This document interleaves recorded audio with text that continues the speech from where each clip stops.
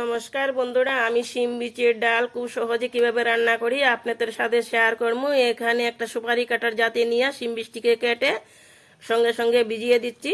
হাতের সাহায্যে চাপ দেওয়ার সঙ্গে সঙ্গে বীজ থেকে খোসা বের হচ্ছে। আমি অন্য একটা পাত্রে নিয়ে সব বীজ থেকে খোসা বের করে নিয়ে আসছি। খুব অল্প সময়ের মধ্যে খোসাটা বের করে নিলাম। অন্য একটা পাত্রে ধুইয়ে কুকারে দিয়ে দিলাম, সিটি দিয়ে ফিরে আসছি। এখানে একটা কড়াইয়ে বসাই দিয়ে সামান্য একটু তেল দিয়ে ফোড়ন সম্বাস দিয়ে দিলাম। কুকারে সিটি লাগা শিম বীজ একটু গুটুনো দিয়ে কড়াইয়েতে দিয়ে দিলাম।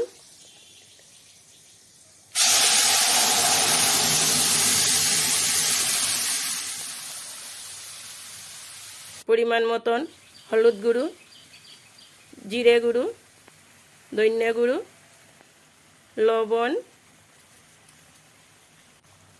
কাঁচা লঙ্কা, আদা বাটা, আরও সামান্য একটু জল মিশিয়ে দিলাম। নেড়েচেড়ে নিয়ে কত সুন্দর কালার বেরোচ্ছে বন্ধুরা। খুব অল্প সময়ের মধ্যেই আমি শিম বীজ ডাল রান্না করলাম।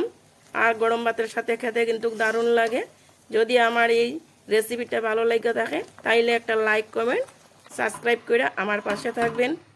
দেখুন বন্ধুরা কত সুন্দর। নমস্কার, ভালো থাকুন, সুস্থ থাকুন।